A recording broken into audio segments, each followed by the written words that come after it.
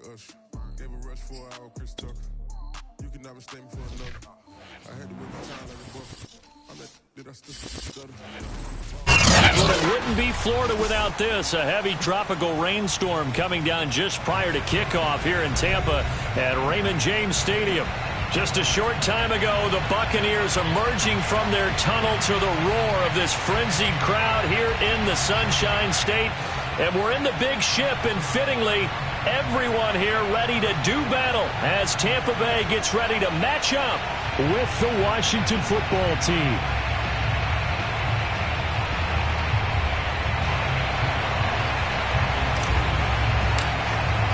Getting toward the halfway point of the NFL season. Week 7 is underway on EA Sports. And we'll see a return here from the end zone. And not a good return here at all as they'll be forced to start at the 12-yard line.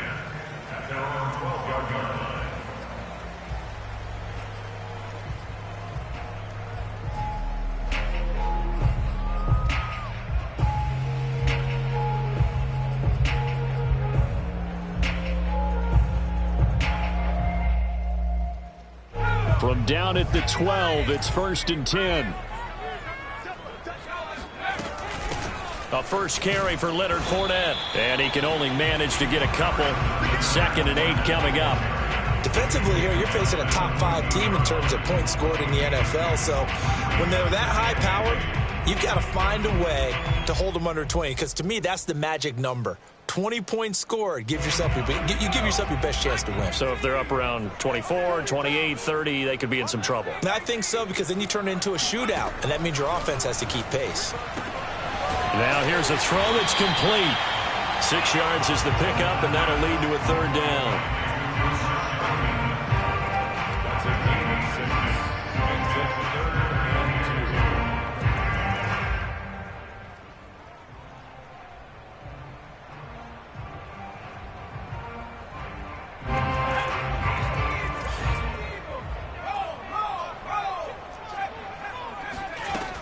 They'll try and run for it with Fournette.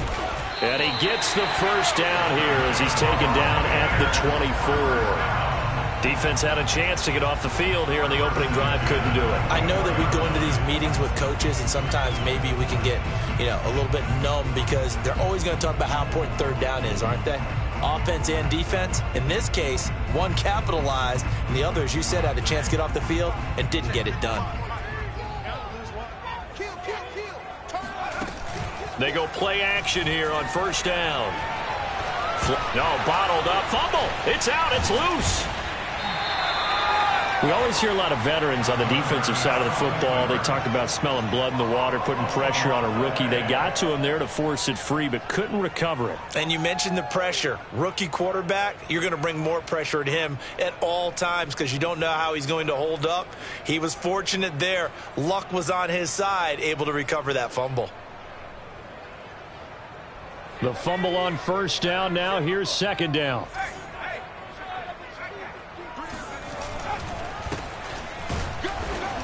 They'll only get a couple up to about the 30. And the big fella stuffed that one up in a big way. I think doubling him has to be a priority because you can't move up to the next level if you don't take care of him first.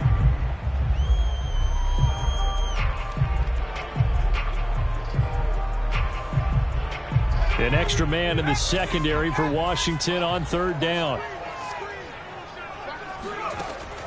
Looking to throw. And he's got his man in stride, complete. And past the 40 before he's out of bounds. Never make the mistake that the slot receivers, especially the little guys like we're watching here, are just quicker than fast. A lot of them combine quickness and speed, and they catch a lot of footballs, as we just saw there. 2 first downs have them up to the 41 now for 1st and 10. On play action, they'll throw. Into a double team, and it's intercepted. Picked off at the 47.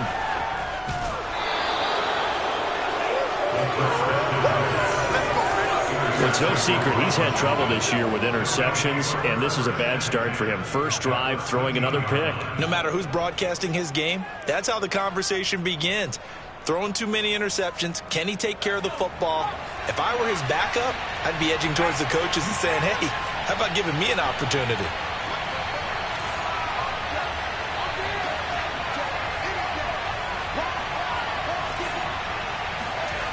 They'll come out throwing here on first down.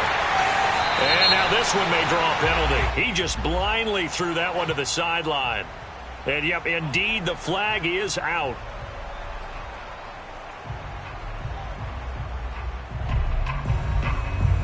They lose the yardage, and, of course, they also lose the down on the grounding call, and it's quickly 2nd and long.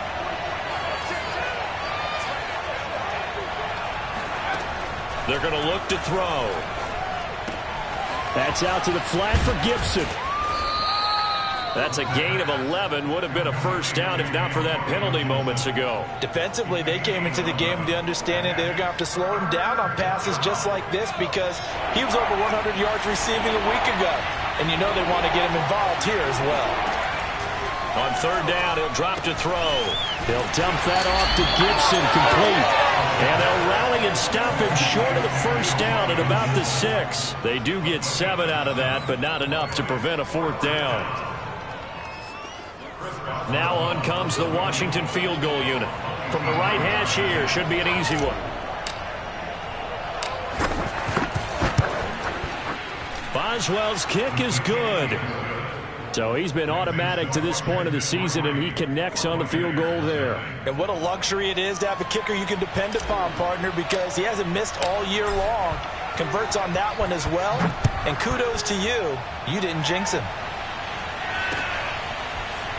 They'll elect to bring it out here from the end zone. And he's probably realizing he should have stayed in the end zone as he can only muster a return to the 14-yard line.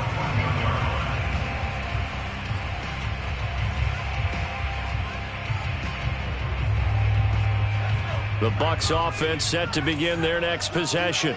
They threw an interception the first time they had the football, only gave up 3 points off of that, so it shouldn't be a difficult hole to overcome. It really shouldn't, as long as they're not listening to the chatter coming from the other side, because when you throw a pick, look, I know defensive backs, they have a tendency to be a little bit loud after they take one away, but they also have a tendency to gamble a little bit more, thinking they'll get a second one. Maybe they can take advantage of that with some double moves. And he's able to get up here to the 26. I know what you're thinking out there. I know a lot of people are thinking, take a shot downfield. It's a great spot for it. I'd say maybe later in the game, definitely in the second half. But right now, I think they were just trying to get some momentum built. Get a first down, pick it up, and keep moving.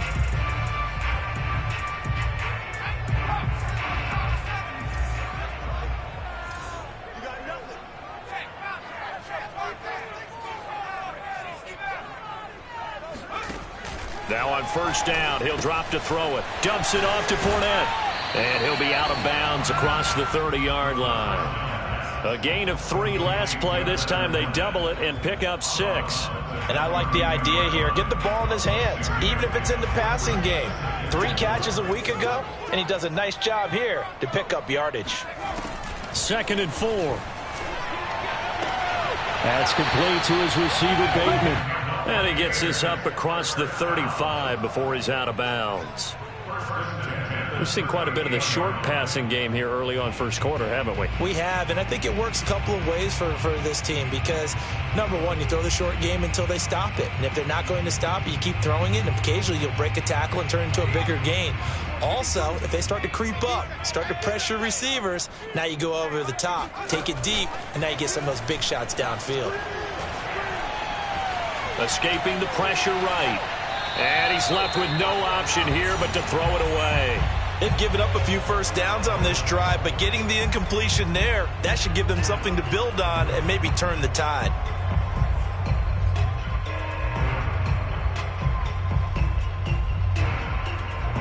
An incomplete pass on first down. That leads to a 2nd and 10.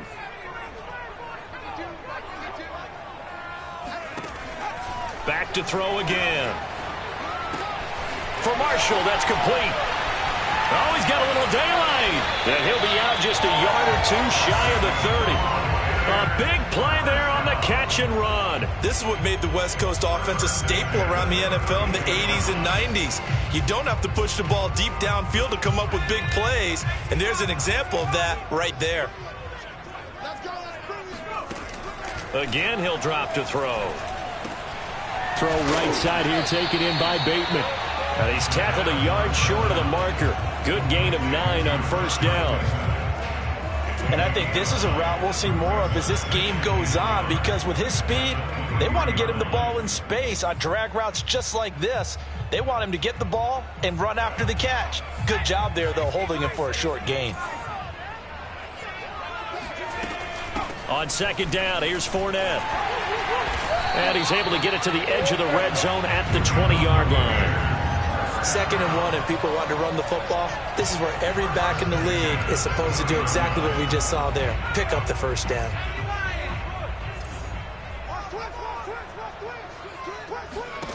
From the red zone now, they'll look to throw. He finds Bateman over the middle. And the Bucs are going to have a 1st and goal as he's taken down at about the 8-yard line. 1st and goal.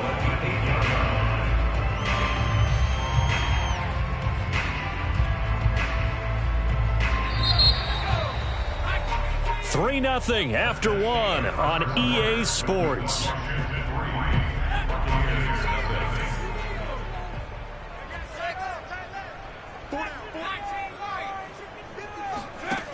Now a play fake here on first down. Godwin's got it. Touchdown Tampa Bay. Chris Godwin, his 3rd touchdown now on the year. And the Bucs have taken the lead.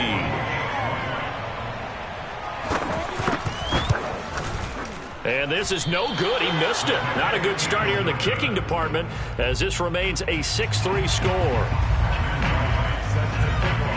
Now he's back out there to boom this one away, maybe with some frustration after the PAT miss. And this will not be returned. It'll come out to the 25.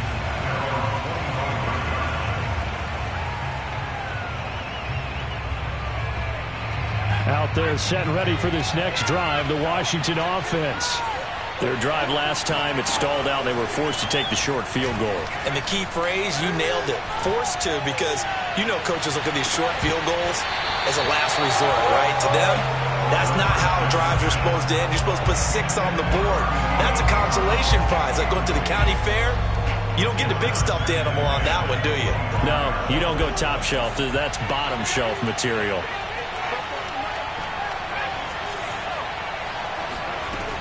He'll try again with the arm here on second down. Trying for Brown, and it's intercepted. Picked off near the 29. And it's a pick 6. He brings it back to the house for a big TD. Well, it certainly looked to me like he tapped into the quarterback's thought process there. And what I'm hearing more and more when I go around the league, defenders sitting in on quarterback meetings trying to learn more about how they think so they can be in the right position to be in the right spot, as he was there to pick that one off and take it all the way back for a touchdown. So they throw the pick 6. They'll get another shot at it now as this one's in the air. And this will be a touchback, so they'll bring it out to the 25.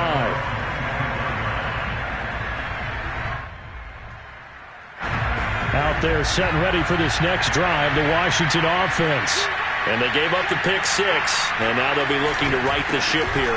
Now, as a quarterback, are you a little more cautious this go-around? You should be, just because after what you gave up, but you can't be so cautious as to just really take things in, and now you're not going to play loose enough to give your team a chance to score. But you still have to be careful, because those defensive guys, I know the reputation defense guys can't catch. All evidence to the contrary on that last possession, though. Here's 2nd and 8. Got a man open. It's Darren Waller. And they finally do get him, but not before he reaches the 27. So now then, the big play has him all the way inside the 30 now, 1st and 10. Rolling to his right. He'll get just a yard on the scramble. It's 2nd down.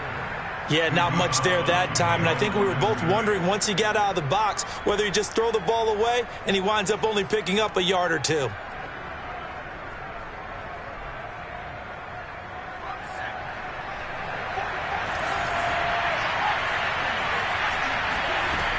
On second down, a run with Gibson. Only gets 3 yards there on the heels of the 1-yard pickup. Sets up 3rd and 6.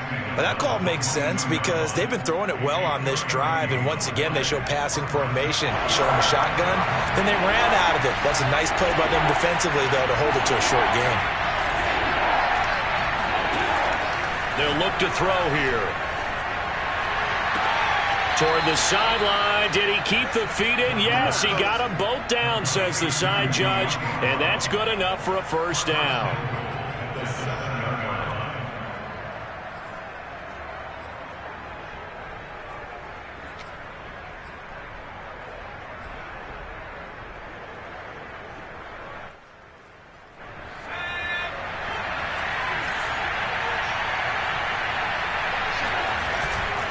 They'll run with Gibson.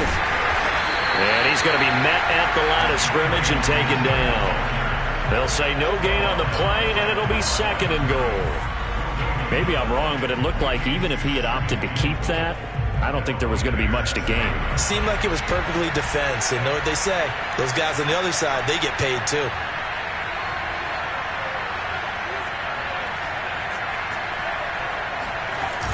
One more time with Gibson.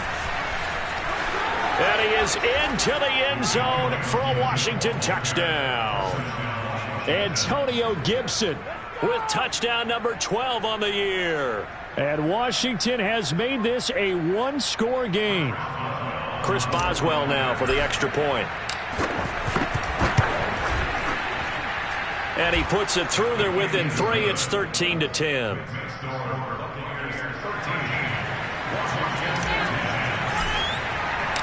Set now to kick this one away, and off it goes. And that one will bounce out of the back of the end zone, so we will start here at the 25.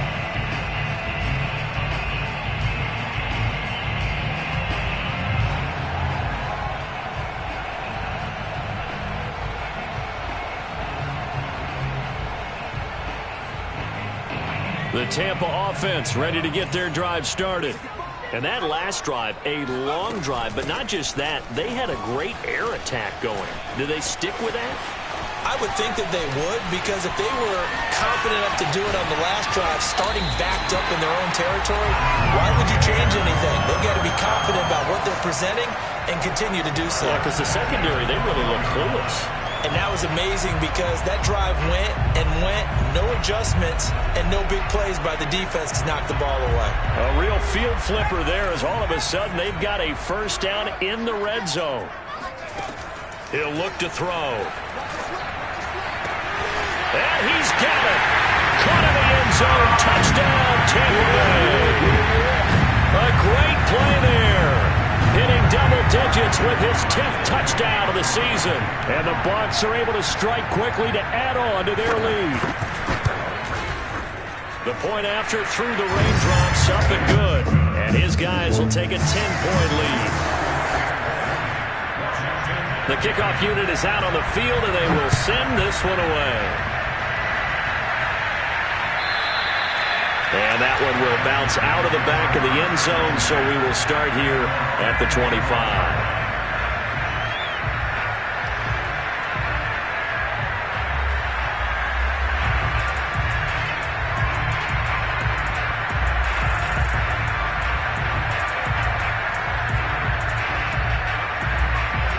Out there set and ready for this next drive, the Washington offense.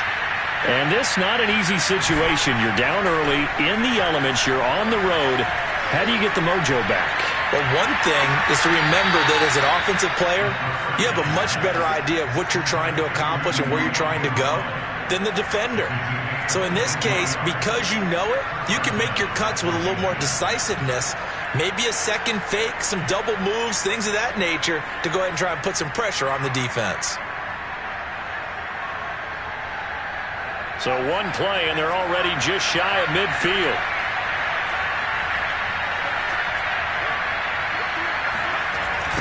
They run the toss now with Gibson. And the running lane's non-existent in this first half as they'll stop him behind the line. They'll lose a yard there, and it's 2nd and 11. I have a feeling they'll stay committed to running the football, especially on the early downs. They just haven't had a whole lot of success just yet.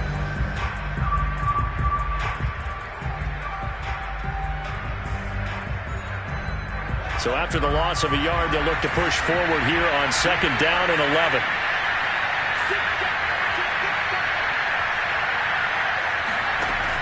They'll look to throw. And that falls to the ground, incomplete. A nice job of bodying him up defensively. And now it brings up 3rd down. An incomplete pass on that last play, and that means they'll need to come up with something here on 3rd down. They'll look to throw. And this pass broken up. Excellent coverage there on 3rd down, as that was not an easy one to hold on to. So after 3 drives and 3 touchdowns combined between these two clubs, finally we get a defensive stop. Yes, and welcome to the party, defensive players. And glad to have you, because for a while there, it almost felt like it was 11 going downfield on air. Okay, so to be able to have someone come up, make a stop, now we got a football game going. Now on 4th down, on is the punt team sending this one away. And this will be out of bounds, and they spot it at the 15-yard line. Not too bad.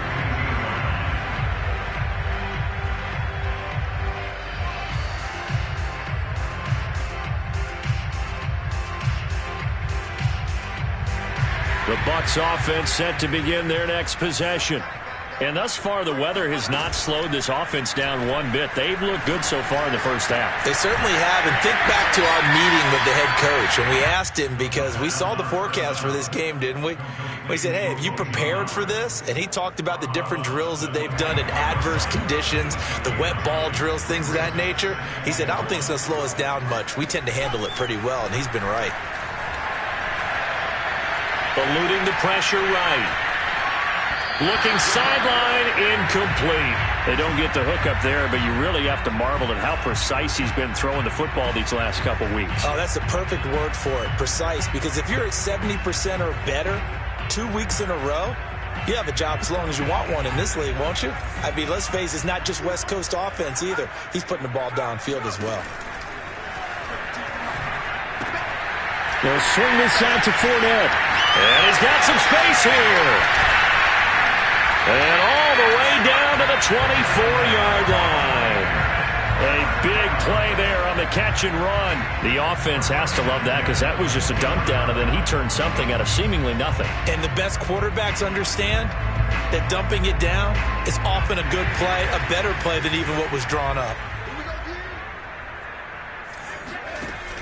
Off the play fake, he'll look to throw. And he hauls it in for the Buccaneer touchdown. A great effort there with touchdown number 12 on the year. And the Bucs are going to add on to their lead. Now, we remember, of course, all scoring plays need to be verified upstairs, and I think they're going to at least take a look at this.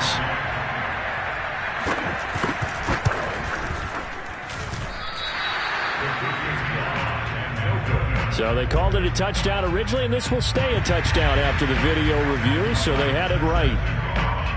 So with the missed PAT in his rearview mirror, he goes back out to kick this one off. And that one will bounce out of the back of the end zone, so we will start here at the 25.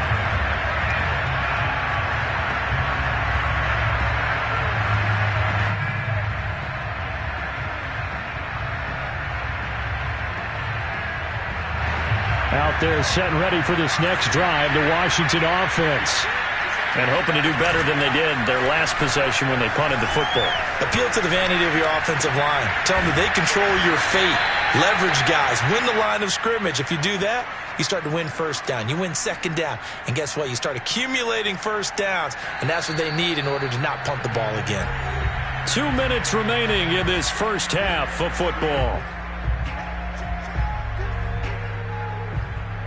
We remind you that coming up at halftime, we'll send you cross-state to Orlando, where Jonathan Coachman will have all the stats and all the scores from games going on during another busy Sunday in the National Football League. And he slips up past the 45 before being tackled. Back-to-back good plays have him on the move on first down.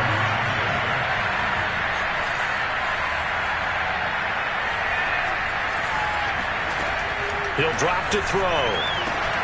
That's going to be caught. It's Jacoby Myers. And he'll go down, but not before getting this inside the 30.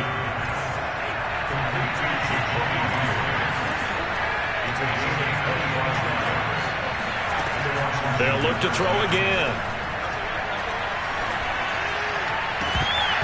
And that is incomplete. Oh, the coverage a little too good there, and it's second down. My first thought is surprise, because that's one of the better tight ends around, and I've seen him pull in balls like this before. But how about a little credit to the defense forcing that incompletion?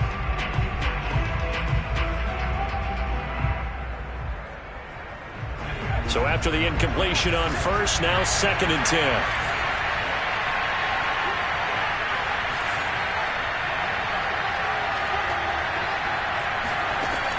They'll stick with the passing game as he looks to throw. Over the middle, complete. It's Brown. And Washington now going to use the first of their 3 timeouts as they get the stoppage with a little over 50 seconds to go in the first half. The Bucs with an extra defender now in the secondary here on 3rd down. Here's a play fake as they set up to throw. Under pressure, and he'll go down. Back at the 26-yard line. Joe Tryon, he's the one to get him, and that is sack number 7 for him on the year.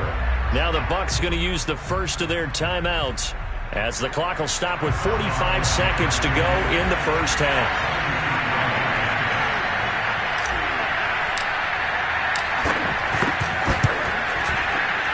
And Boswell has this one going left, no good. He missed it left, and this score will stay right where it is. I tell you, it's not easy kicking field goals in the best of conditions. You add in a downpour like we're in right now, it makes it that much harder. And sure enough, they can't convert here.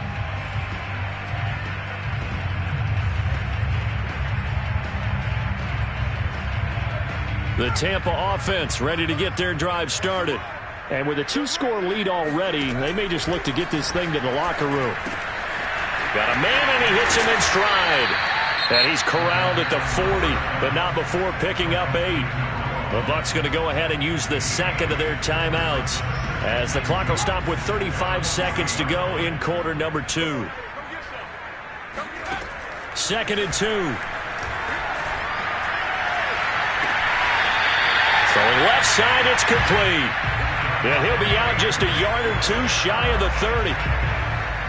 And now with that completion, he's north of 200 yards here in the first half. And he's going to break our statistician Marvin, isn't he? Because Marvin right now is just tallying it up. Hope his hand doesn't hurt too much doing this or keeps hitting the calculator. But my goodness, what a start he is off to. By the end of this game, he could have monster numbers. He just wants to continue to be accurate. And he is out of bounds inside the 30. They'll contain him to just 4. 2nd down.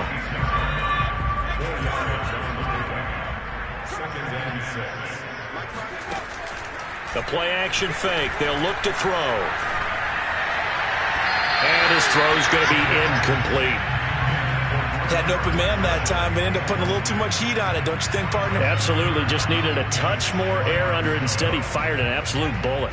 They got to get it to the 21 here on 3rd down. On play action, they'll throw. Open man has got it. It's complete. And all the way to the 2-yard line there before crossing over out of bounds. Boy, how about the speed with which this offense can get down the field? It's taken them no time at all to get down here. And now they're set up with a 1st and goal. A chance to really cap off a big first half here as they come up on 1st and goal. Back to throw. And it'll be intercepted. Picked picked off by Stephon Gilmore. He's had a fantastic rookie season, made a lot of lovely throws, but that wasn't one of them. Well, we got to give him one, don't we? I mean, with the year he's having, a lot easier for he and his teammates to accept that throw, because for the most part, what they've seen, it's been pretty sensational. And he'll just push his way forward for a few as the clock will run. Call it a gain of 4 on first, and that'll make it second down. So we reach halftime in what's been a fairly one-sided game so far. As we toss it an hour or so east of here to Orlando, it's Jonathan Coachman with our EA Sports Halftime Report. All right, Coach, thank you, and we welcome everyone back for quarter number 3. Forecast calling for more of the same. The rain set to continue as we are underway in the second half. And that one will bounce out of the back of the end zone, so we will start here at the 25.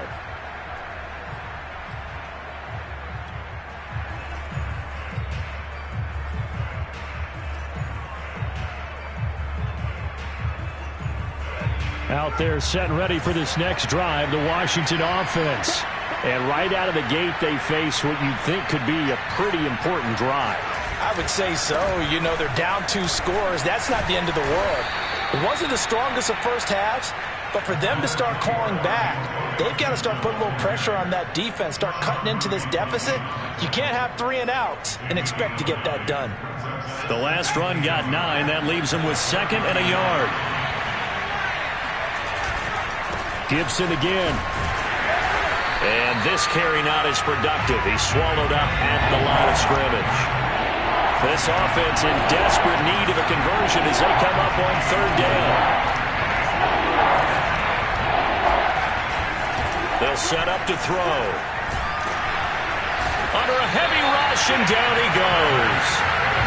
He couldn't get away there on 3rd down. The pressure too much, and he's sacked for a loss of 12. Here's Tressway now as he'll punt it away for the 2nd time.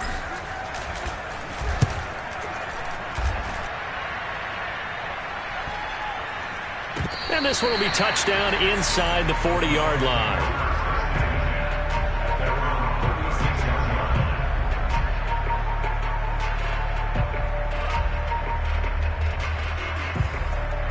The Bucs offense set to begin their next possession.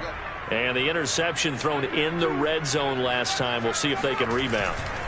I just have to think the last thing he said as they went back out there was, don't do that again. What do you think? What do you think? Yeah, I think that. I think that not only did he say that, but he also told them, let's put it in the end zone that it's supposed to be in, all right? The end zone we're trying to score. I know we're being a little bit facetious here, but the bottom line is take care of the football, and everything else should flow from there. Quick lesson, never ask the play-by-play guy a question.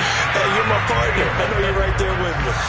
And now we get into the psychology of the whole thing, because a lot of teams with a 2-score lead in the 3rd quarter, they almost become defensive with their offense, just playing not to lose. I think with this team, you got to figure at this point, this is a great spot for them to go into attack mode, really try and put the hammer down and finish this one off. Now this one to his tight end out on the right side. 3 yards the gain there, 2nd down. Well, they were unable to make anything really big out of that, but it's not a bad idea to find your tight end and give him an easy completion and keep moving things forward. Almost his bread and butter is a good running back dive play. Here's a 2nd and 7. Quick hitter here, it's complete. And he's corralled, but not before getting it inside the 35. I think that's a big pickup for a 1st down, because when you run a drag route against zone, you're sometimes asking for trouble because you might run into a defender. Yeah, well, there they ran into a 1st down. Executed it to perfection. And down he goes. They sack him back right around the 41-yard line. Montez Sweat make that now 8 sacks for him on the season.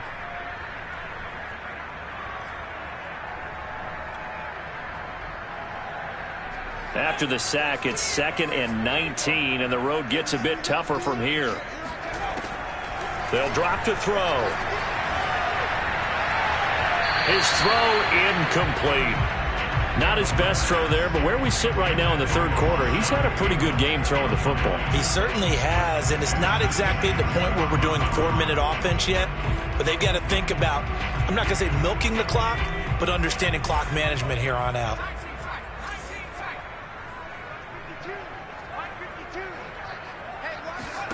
Now on 3rd and long, they'll look to throw. He'll check this one off to Fournette. And he's going to get this to the 31, but that is still well short of what he needed.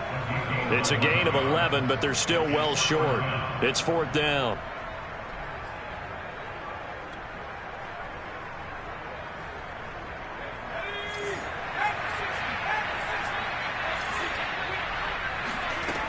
Back to throw here.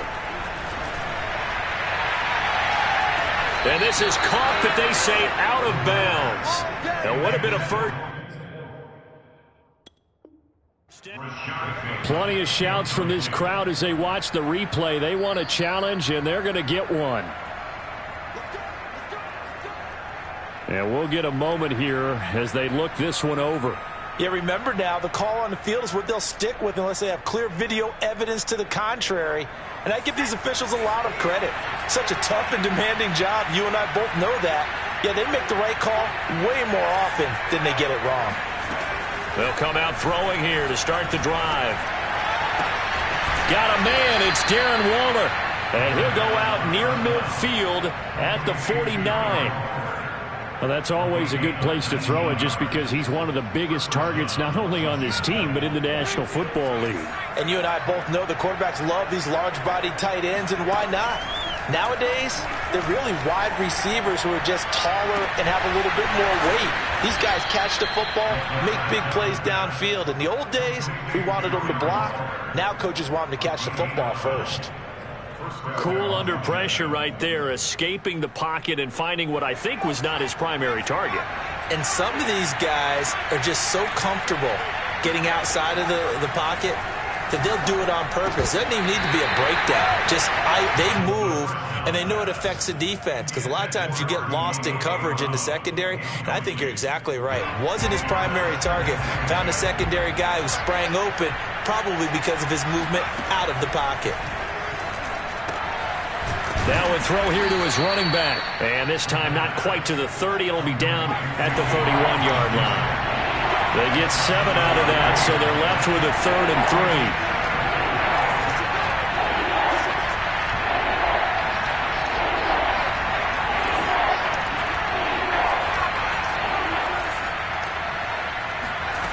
3. Again, he'll drop to throw. And this pass broken up. The contact well-timed there, and now 4th down. He did a fine job there of not hitting him before the ball arrived, and I've got to tell you, you can often mistime that play because of the angles of approach. When you're going to get him, sometimes you panic as well and think, I've got to be there right now. Instead, in this case, timed it perfectly and knocked it free.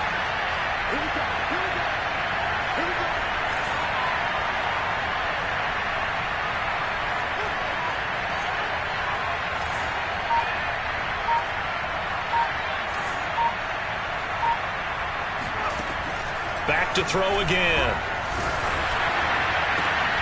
And it's intercepted.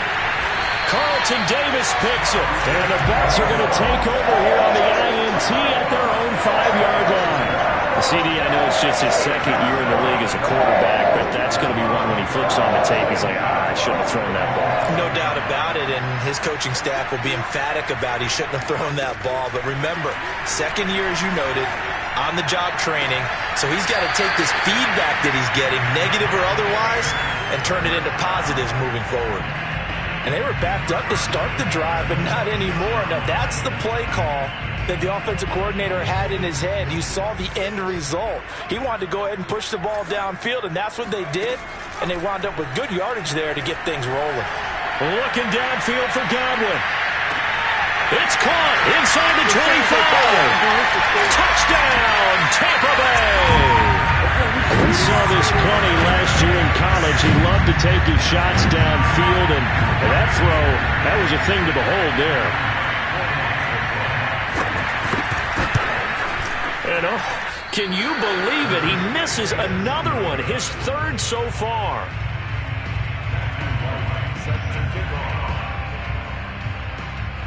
Now he's back out there to boom this one away, maybe with some frustration after the PAT miss. And this will not be brought out. It's a touchback.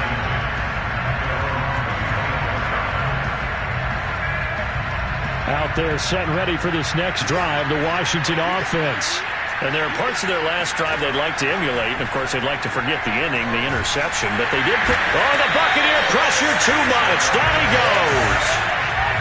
Well, they're in some hot water now. After that sack, it's 2nd and 21. Looking to throw. And, oh, he coughs up the football near his own goal. And it looks like the offense did get the football back, but it is clearly in that end zone, and it's